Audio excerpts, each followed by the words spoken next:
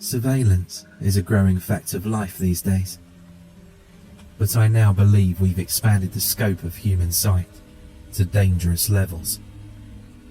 I'm not a master hacker by any means, but I was definitely able to find a script to break into my neighbour's new smart home system. Believe me when I say that ignorance is bliss, and that you can never go back once you know the truth. I'm not some creep. The idea first started as a random thought, when I heard my 50-something neighbour bragging to someone else on his porch about his new smart home system. He claimed the security system and all the devices in the house were wired to the same voice command box, and he sounded rather proud of it. He claimed it was perfect security. Of course, after overhearing a claim like that floating in through my open window, I made a single search and found a dozen hits for scripts that would break into the brand he described. I laughed to myself and then left it at that. But temptation has a funny way of lurking in the back of your mind. Every few days, the thought would randomly pop into my head. I had the power. Why not take a peek? It would be good for a laugh, if nothing else. It's not like he would have installed cameras in his bathrooms or anything. Nah. No. Maybe. No, I shouldn't. But then spring break arrived, and while sitting at my computer, I happened to glance out of the window and see the neighbour's daughter coming home from college. The temptation to use the script had already been percolating in me for weeks. The veins in my extremities constricted painfully as I realised I was actually going to do it. During my brief glimpse down into their yard, I'd seen what looked like a startlingly attractive girl, and I couldn't connect that image to the weird girl next door I'd last seen in high school. It wasn't a creeper thing. I just wanted a better look to understand what I'd seen. I told myself I'd take one quick look and then be done with it. While loading up the script, I promised myself I'd delete it right after. Yeah, that was the right thing to do. No harm done, and if I got caught somehow, I could just claim it was a one-time accident. That sounded reasonable. A black window scrolled text down my screen rapidly for 6 seconds, and then I was in.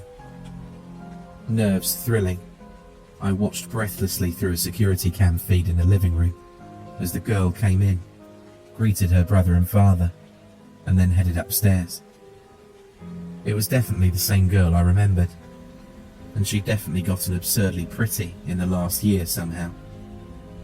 After settling into certainty, I closed the feed, deleted the script, and then spent a paranoid hour clearing my computer of any evidence of what I'd done. For maybe a week, I sat at home terrified that the police would break down my door and tase me at any moment. But that's the funny thing about temptation. When no consequences followed, the urge to look began eating away at me again. I had a few drinks one lonely night, and then went for it before I could change my mind. The son was watching television in the living room. I couldn't see what he was watching from the angle of the camera, but he seemed zoned out. My neighbour himself was sitting in the kitchen working on his laptop. Again, I couldn't see what he was doing from my angle, but he was certainly downing coffee as he worked.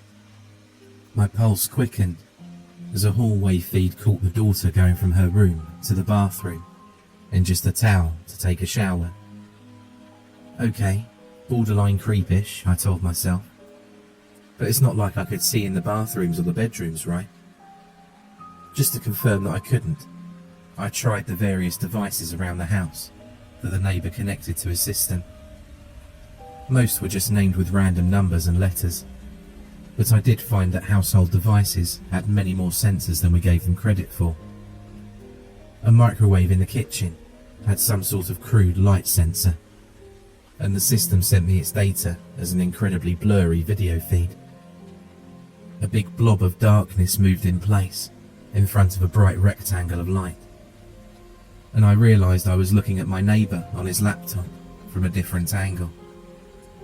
In fact, many devices in the house had crude light sensors or audio pickups, and I could hear the shower running upstairs on one, while listening to the sun's show on another.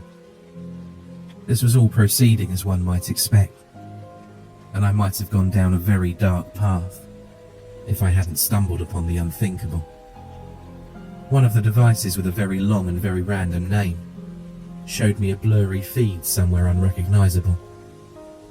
I switched back and forth, comparing the patterns of light from the cameras, but this device seemed to be looking out on somewhere altogether different. Was it the basement? It was darker than the others, but not too dark to obscure strange grey blurs moving on black. I kept switching until I found a security camera near a basement window. It was the only one down there, but it showed enough that I could compare blurs. It was less that the objects were moving, and more that the fuzzy sensor made the objects appear to move, simply because it was so bad.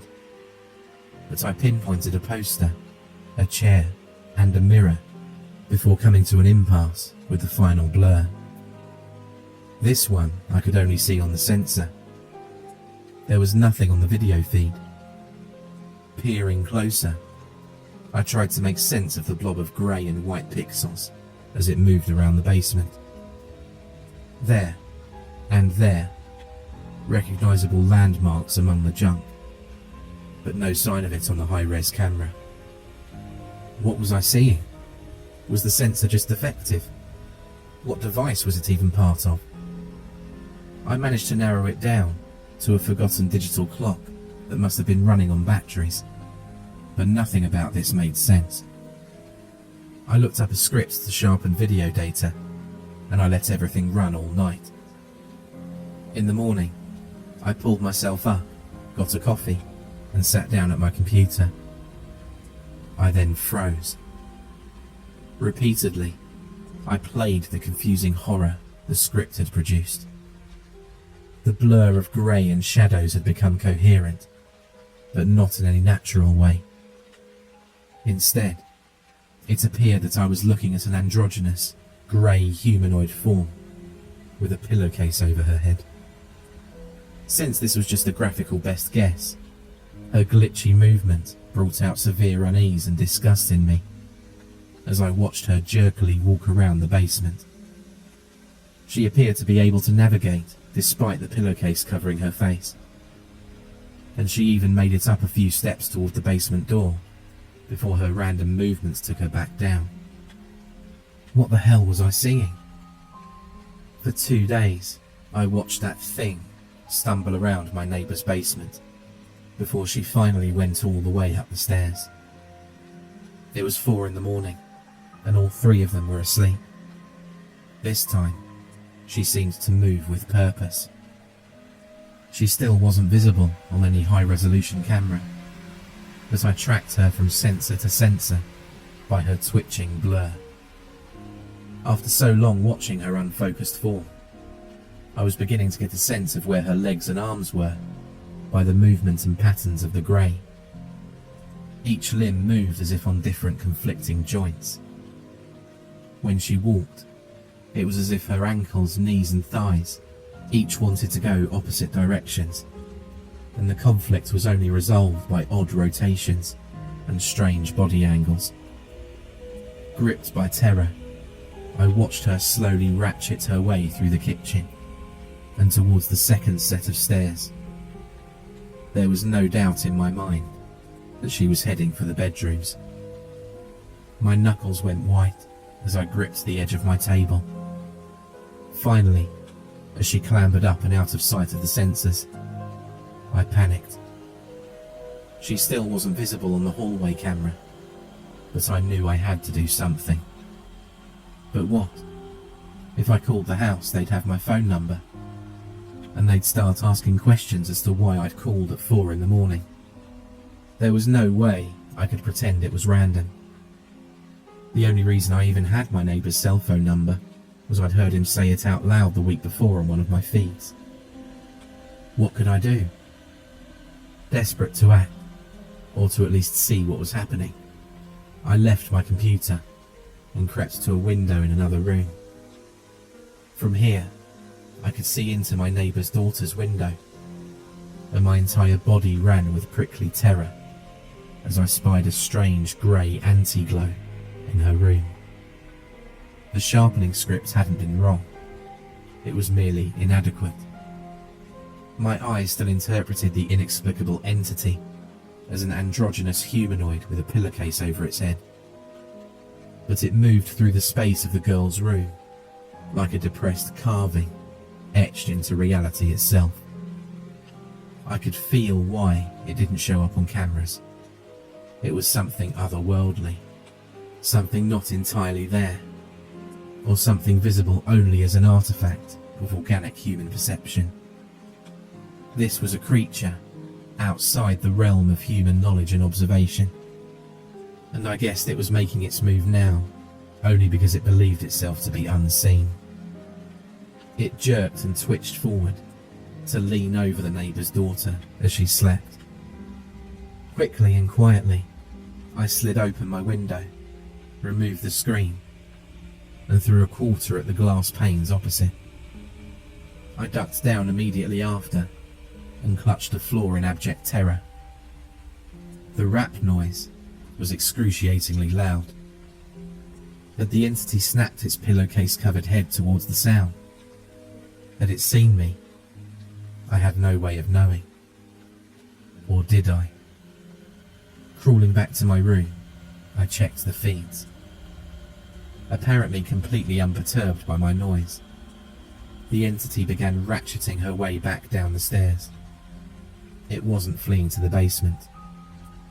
I watched as it approached the small table by the front door and began going through the mail stacked there.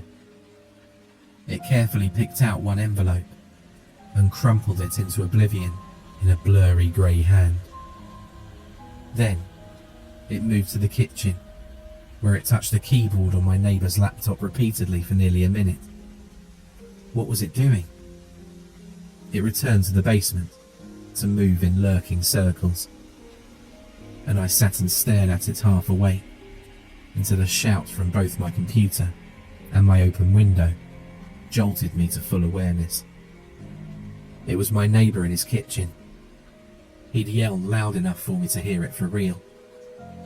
Stalking back and forth while talking on the phone, he was insisting he hadn't sent any compromising emails.